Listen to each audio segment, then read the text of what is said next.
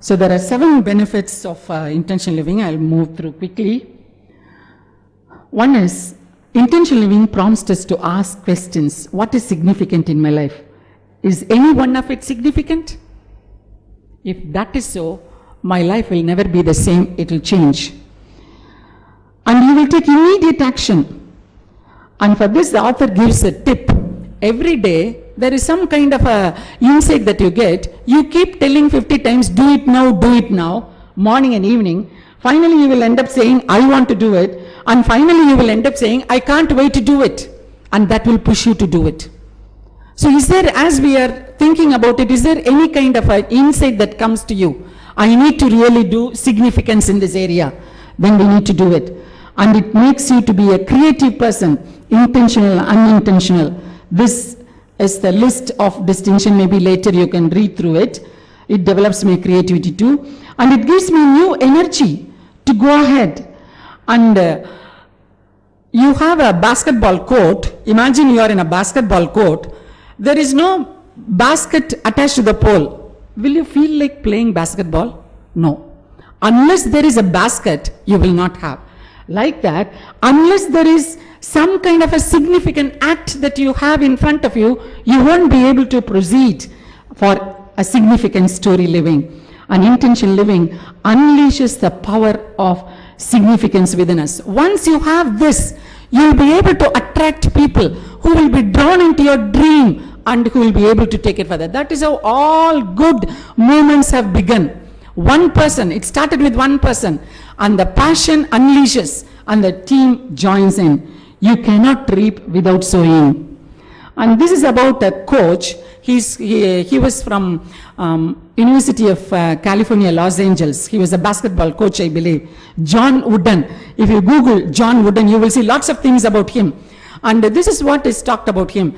He says, for a practice of 1 hour, he will plan for so many hours. And what he will plan, I believe, he will say, this is how it should be done, that is how it should be done. And he will see to it that every member, every athlete gives his best.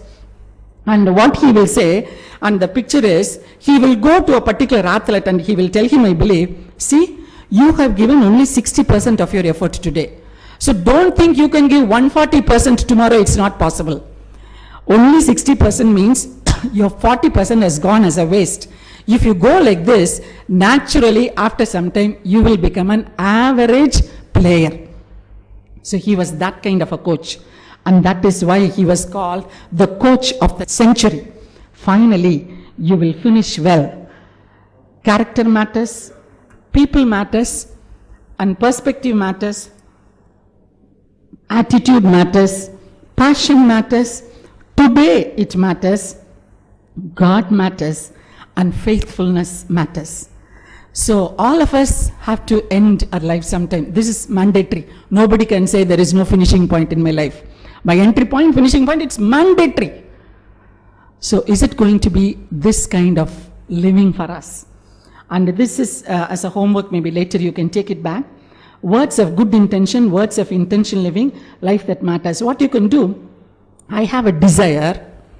When I want to translate my desire into a particular action, what I should do, and then what it will result with.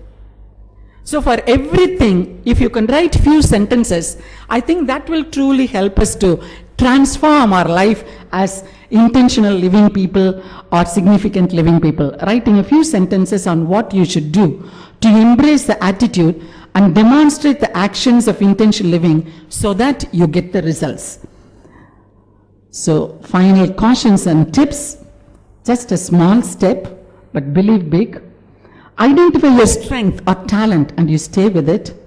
And watch your words. And I believe in positive words, talking positively.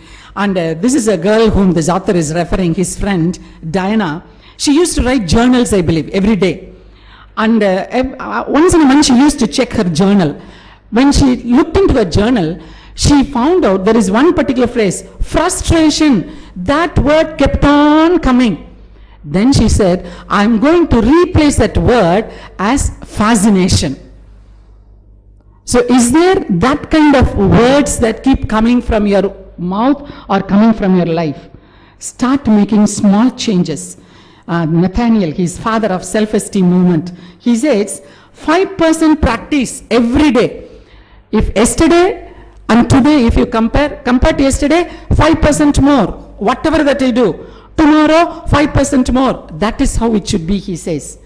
And this is what the Toyota company employees, they all say, I believe. They will say, success is gained in inches at a time, not miles. Small changes, small changes. So finally, believe in you, believe big. That's what Steve Jobs said.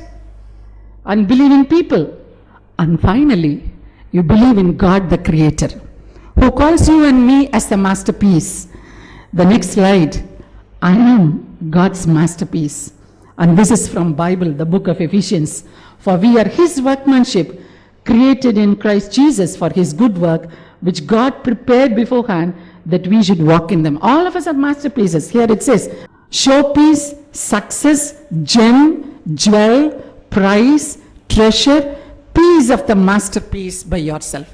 So each of us, we are masterpiece. What are we going to do with that? Are we going to have a significant story in life?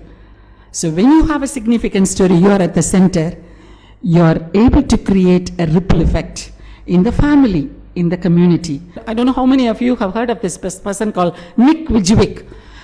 He's a limbless, armless person. He's from Australia. He's about 35 years old now. When he was born without any limbs, without any hands. And his legs simply have 2 fingers like this fused, I believe. Then it was, there was a surgery operated. He used to call it as chicken drumstick. With that, he used to type computers and make phone calls.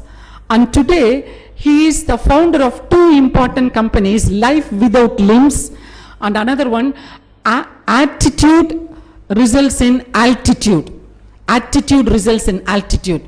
He has an impact on millions and millions of people only because he realized whatever the setback that I have, I'm going to live an intentional living. So if he can do it, you and me, we have a healthy body, mind and spirit and good education, good job. So how much more you and me, we need to give a significant and an intentional living. So thank you so much for your listening. I'm sure you will later take back this, keep reflecting on it.